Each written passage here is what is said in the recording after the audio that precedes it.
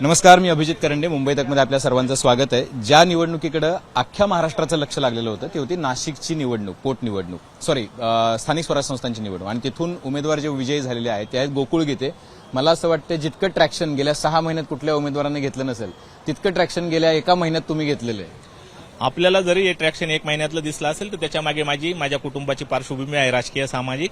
माझं कुटुंब मागच्या 40 वर्षापासून राजकारणात समाजकारणामध्ये खूप चांगल्या प्रकारचं काम करत आलेलं आहे आणि त्याचाच परिपाक म्हणून या ठिकाणी मागच्या 40 वर्षाचं सगळं एकत्रित देणे 1 महिन्यात माझ्या कुटुंबाला आणि मला भेटलेलं आहे. तुम्ही पक्ष कुठला तुमचा? आता मला प्रश्न का पडलाय की तुम्ही निवडणूक अपक्ष लढवली, तुम्ही सहयोगी सदस्यत्व घेतलं, आता पक्ष कुठला तुमचा? पक्ष हा दुय्यम आहे. आमची जनता, ज्या जनतेचा विश्वास हा आमचा पहिला पक्ष आहे. आता काम करण्यासाठी कुठे ना कुठे जावं लागणार आहे. तो पुढे प्रसंग जसे घडतील तसे करूया. मला निवडणुकीचा पहिला फॉर्मॅट सांगा की तुम्हाला तिकीट कुणाकडून हवं होतं? मुळात मी या मतदारसंघाचा भागच नव्हतो. या ठिकाणी माझे मोठे बंधू, नाशिक नगरपालिकेचे माजी नगरसेवक, स्थायी समिती सभापती गणेश भाऊगीते यांना त्या ठिकाणी भारतीय जनता पार्टीच्या वतीने या निवडणुकीमध्ये तयारी करण्यासाठी सांगितलेलं होतं. त्यांनी ती तयारी मागच्या 1 वर्षात केलेली पण होती. पण जागा वाटपामध्ये ही जागा शिवसेनेला सुटल्यामुळे त्या ठिकाणी त्यांना थांबावं लागलं. पण कार्यकर्त्यांचा रेटा इतका प्रचंड होता की आपण पाहिला आहे. मी 1 जूनला त्या ठिकाणी फॉर्म भरल्यानंतर अनेक प्रकारचे प्रसंग या मतदारसंघामध्ये घडले. पण माझे कार्यकर्ते टिकून राहिले. मी जरी घरात बसलो तरी कार्यकर्त्यांनी त्या ठिकाणी गुप्त पद्धतीने प्रचार केला आणि मुळात जो उमेदवार होता तो रिपीट झालेला होता. मागच्या 8 वर्षात उमेदवारांनी लोकांचे कुठलेही कामं केलेले नव्हते. फक्त व्यक्तिगत एज्युकेशन संस्थेचा विकास आणि त्याचा विस्तार हेच त्यांचं धोरण राहिलेलं होतं आणि त्यामुळे साहजिकच मतदारांची नाराजगी होती. ती मताच्या रूपाने मला भेटली. पण नरेंद्र दराडेंना तुमचा एक फोन कॉल खूप व्हायरल झाला होता की आता तुम्ही मला एक संधी द्या, तुमच्या घरामध्ये एक उमेदवारी आहे. किशोर दराडेंना त्यांचे बंधू किशोर दराडेंनी मला त्यांनी त्याच्यानंतर काही रिस्पॉन्स मिळाला नाही. त्यांनी मला फोन केलेला होता की गोकुळ तुझं वय नाही झालेलं अजून, तू थांबू शकतो. तर मी आता 37 वर्षाचा आहे, ते उमेदवार 74 वर्षाचे होते. आता संधी कोणाला भेटली पाहिजे आपणच ठरवलं पाहिजे. बरं, मला एक गोष्ट तुमच्याकडून जाणून घ्यायची आहे की तुम्ही त्याच्यानंतर आपण बरंच राजकारण बघितलं की तुम्हाला माघार घेण्यासाठी खूप तुम्ही उपमुख्यमंत्री बोलले, मुख्यमंत्री बोलले, एवढे सगळे बोलल्यानंतर तुम्ही निवडणुकीत आहात कशी काय अचानक? हे बघा, महायुतीचा धर्म त्यांनी पाळला. मुख्यमंत्री साहेब असतील, उपमुख्यमंत्री साहेब असतील, सर्व वरिष्ठ मंत्री असतील. महायुतीचे उमेदवार त्याच्या मागे ताकद उभं करणं हे त्यांचं काम असतं. त्यांनी ते केलं आणि ते कोणी करणार नाही. उद्या त्यांच्या जागेवर मी असतो तर मी हेच केलं असतं आणि निवडणूक पार पडली. मी विजयी झालो. निकाल त्यांना मान्य झाला. त्यानंतर त्यांनी मला त्या ठिकाणी माझं अभिनंदन केलं काल सर्वांनी भेटून. मग आता आम्हाला हे कळालं नाही की तुम्ही विजय झाल्यापर्यंत ठीक आहे, तुम्ही गुप्त प्रचार झाला हे ठीक आहे, पण तुमच्याकडे अचानक ते चार्टर कसं काय पोहोचलं? तुम्ही मुंबईत कसे काय आले? नाही, मी काल आता पण सांगितलं का श्रीकांत शिंदे साहेबांचा काल मला विजयी झाल्यानंतर त्या ठिकाणी कॉल आला, अभिनंदन केलं माझं आणि त्यांनी मला सांगितलं की तू साहेबांना भेटायला येऊ शकतो का?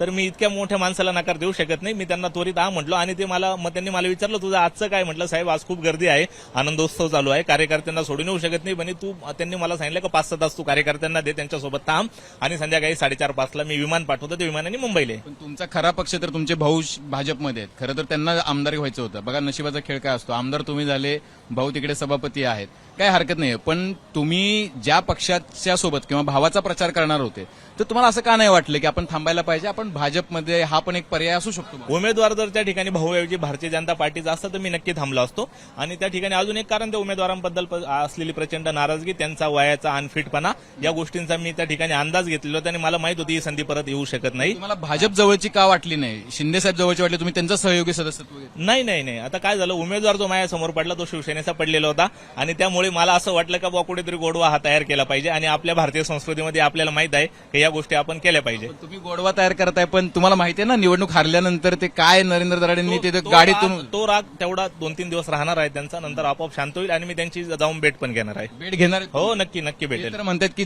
मला दगा दिला, धोका दिला, सगळ्या महायुतीच्या नेत्यांनी दिला, मतदारांनी दिला. त्यांचं वाक्य, माझं वाक्य नाही. देशाच्या, राज्याच्या राजकारणात अशा आपण अनेक मोठी उदाहरणं पाहिलेली आहे. अनेक ठिकाणी त्या ठिकाणी घाणघाण शब्द वापरले गेले आणि नंतर तेच लोक मनोमिलन होताना आपणच आपल्या टीव्हीच्या माध्यमातून या महाराष्ट्राच्या, देशाच्या जनतेला दाखवलेलं आहे. हे चालतं, एवढं काही नाही. क्षम्य असं राजकारणात, जसं युद्धात आणि प्रेमात सर्व माप असतं तसं राजकारणात पण असतं. पण आता तुम्ही त्याच्यामुळे तुम्हाला पण एका वाक्यामुळे तुम्हाला पण माफी मिळाली म्हणजे युद्धात आणि प्रेमात, कारण तुम्ही उमेदवार नसताना तुम्ही. माझा त्यांच्या व्यक्तिगत कुठला रोष नव्हता, मतदारांचा रोष होता आणि तो रोष मला. रोष का होता? त्यांनी काय चुकीचं? नाही, त्यांनी चुकीचं काही केलं नाही. 8 वर्षापासून जसे ते आमदार झाले, 6 वर्षाचा त्यांचा कार्यकाळ 2024ला संपलेला होता. 2 वर्ष निवडणुका न झाल्याने 8 वर्षाचा कार्यकाळ त्यांना भेटलाय. 8 वर्षात दराडे साहेब कोणालाही भेटले नाही, कोणाच्याही सुखदुःखात गेले नाही. हा मतदारसंघ इतका मोठा आहे, जवळजवळ 619 आणि जिल्हा परिषदेची मतं त्यात नव्हते. जवळजवळ 700 मतदार या मतदारसंघात येतात. 700 मतदार एक मतदार म्हणजे 40,000 लोकांचा प्रतिनिधी असतो. म्हणजे तुम्ही विचार करा, 28 लाख लोकांच्या प्रतिनिधीला ते जर भेटत नसेल तर त्या लोकांनी नाराजगी व्यक्त करणं आणि ती पण मताच्या रूपाने मला देणं, आशीर्वाद देणं,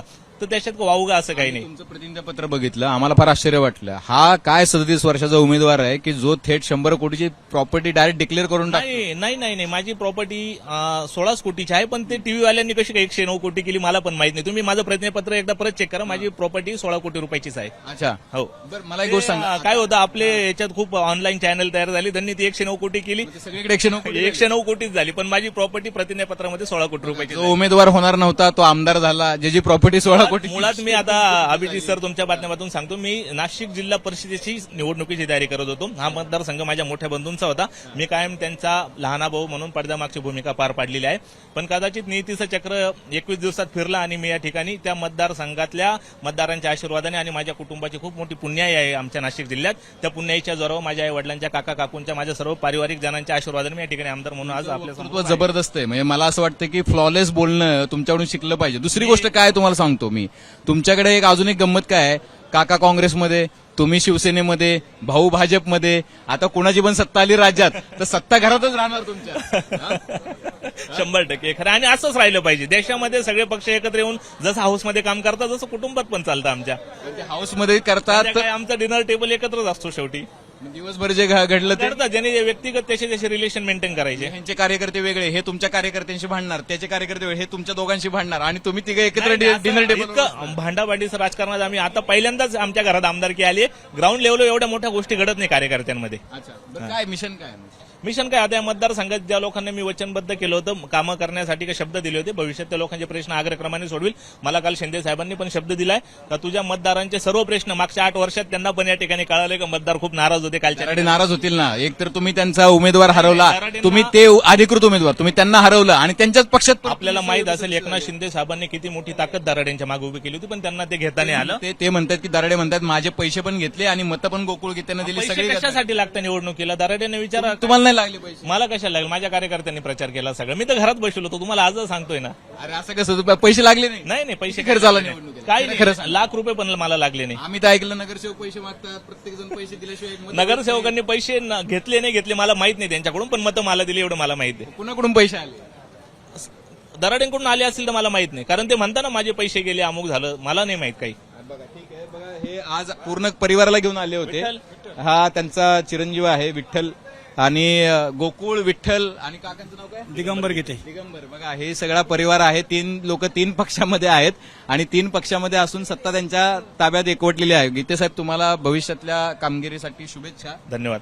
आणि लक्षात ठेवा, 16 कोटीची प्रॉपर्टी आहे, उगाच 116 कोटी दाखवू नका. 109 कोटी. हा, 109 कोटी दाखवू नका, 16 कोटीची आहे ना. 16 कोटीची आहे, पण ती थोडी 109 कोटी झाल्यामुळे निवडणुकीत थोडा पण कॉन्फिडन्स पण नाही, कॉन्फिडन्स वाढला लोकांचा का मतदार हा उमेदवार चांगला आहे, याला पैसे राजकारणातून कमवण्याची गरज नाही, म्हणून त्यांनी मला त्या ठिकाणी कदाचित असा माझा अंदाज आहे. चला, ठीक आहे. खूप खूप धन्यवाद गीते साहेब. माझं नाव अभिजित. थँक्यू. बघा, असं आहे की ही सगळी गंमत आहे राजकारणाची. 3 लोक एका घरामध्ये राहतात, 3 पक्षामध्ये आहेत आणि त्यातले 2 सत्तेमध्ये आहेत. आता हे गीते साहेबांनी काल शिवसेनेच्या एकनाथ शिंदेच्या उमेदवाराचा पराभव केला. संध्याकाळी त्यांनी एकनाथ शिंदेना जॉईन केलेला आहे. आणि राजकारणामध्ये नरेंद्र दराडे म्हणतात की माझे पैसे जास्त गेले, खर्च झाला आणि लोकांनी मतं यांना दिली. आता ही गंमत राजकारणातली फक्त तुम्हाला कळावी म्हणून समजून सांगण्याचा प्रयत्न. कॅमेरामन मंदारसह अभिजित, मुंबई तक.